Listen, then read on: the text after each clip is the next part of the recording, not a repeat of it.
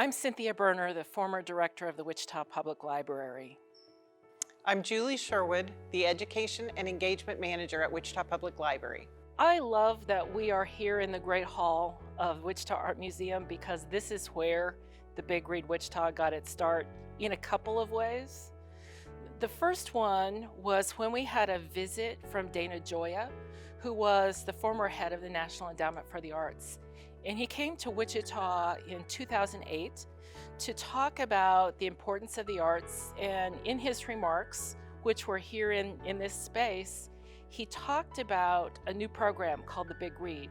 And he looked out over the crowd and he said, if there are librarians in the room, you need to apply for this grant now. And he really meant now because the application was due in a week. With the help of Vicki T. Hart, who is the spouse of then Congressman Todd T. Hart, we were able to get just a slight extension on that application deadline. A group of people came together, we submitted our first application, which was successful, and that was the start of Big Read Wichita. The first Big Read that we had was My Antonia by Willa Cather. And we felt that that was the best one to start with because it was set on the prairie in the late 1800s, and we thought a lot of people would enjoy the history of that.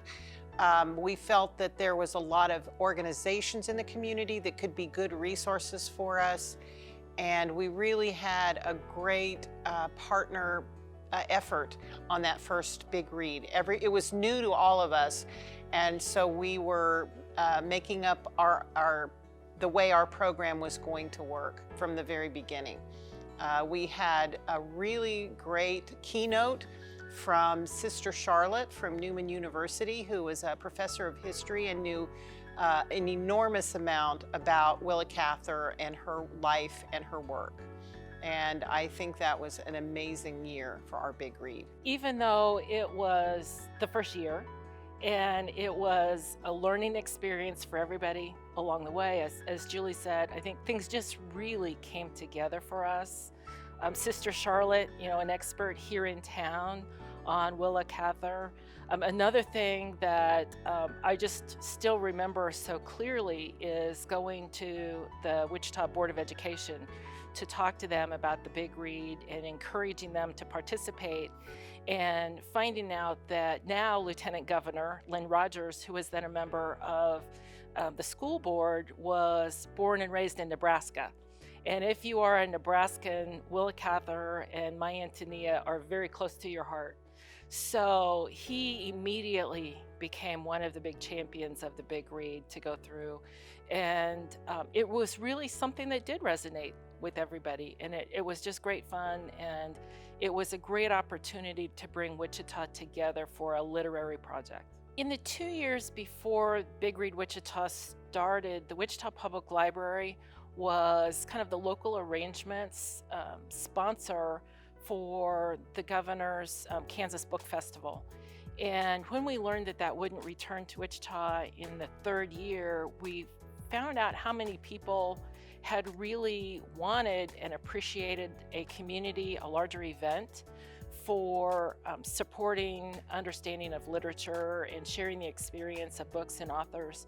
So I think the timing of the start of the Big Read was just ideal to capture the momentum from those book festivals and carry forward.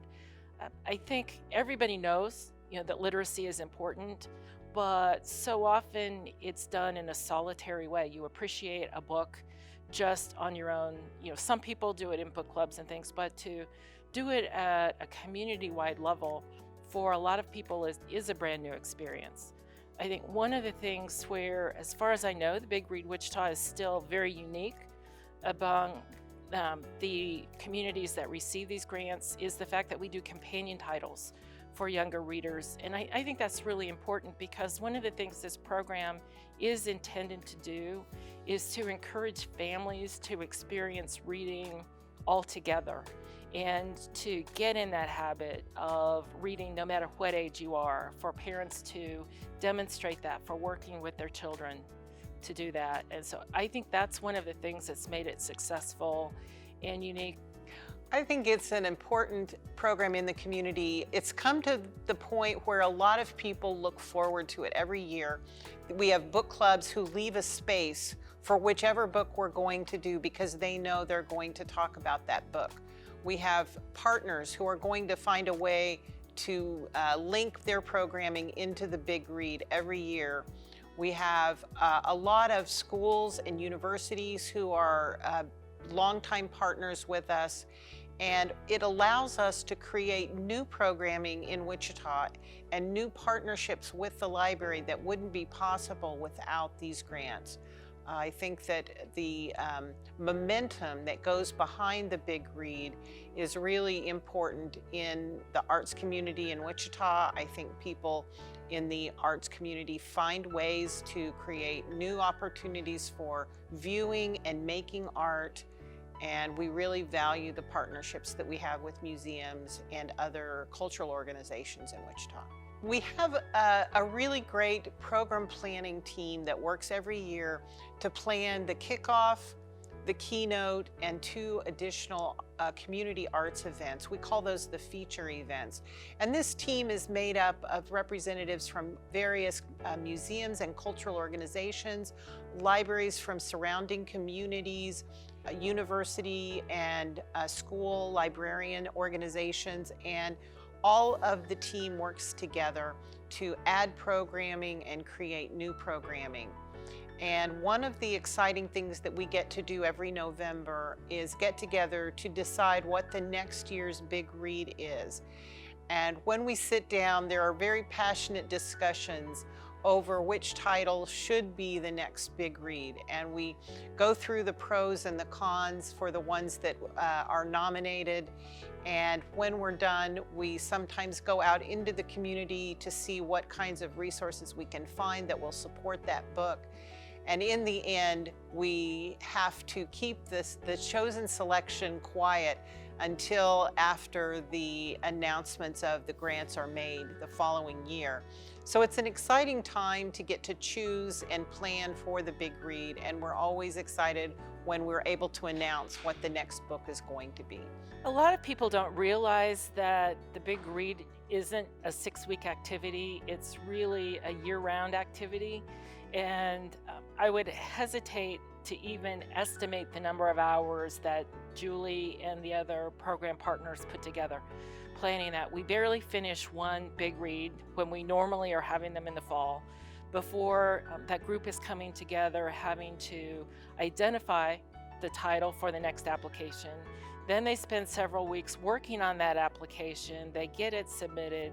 They immediately keep going, honing on the program planning to go through. When they find out that we've received the award, which we have so many years, then there's a little bit of extra fundraising normally that has to happen, confirming partners, getting books ordered, getting program presenters confirmed, and before you know it, it's time to pass out books, have a kickoff, and jump right into the program. And I just, as somebody who has seen the program from the outside, has watched them work, can't say enough about that core group of people who make this something for our community.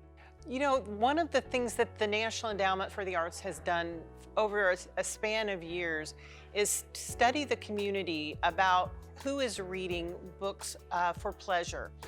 And one of the things that they have found is that over time, people are reading less and less than they used to. And they have found that there's a correlation between people who read and people who are engaged in their communities. They're more likely to be voters, they're more likely to volunteer in their communities, they're more likely to serve on boards and be engaged in other activities in their communities. They also support the arts at a higher level. And so in many ways, communities benefit by having readers. And when you start young, then you develop reading as a habit and encourage young people both in getting them involved in the current Big Read as well as modeling for them that you should continue reading after you're years in school are over. And we are reaching the age, this will be our 13th Big Read, and we're reaching a point where we may have some readers who have been with us since the very beginning. One of the things that makes this year's Big Read Wichita really unusual is that this is the first time the featured book is by a living author who has already been to Wichita to talk about the book. When Circe was first released, Watermark Books was able to have this author come on a tour, and she actually came and did a presentation at the Advanced Learning Library.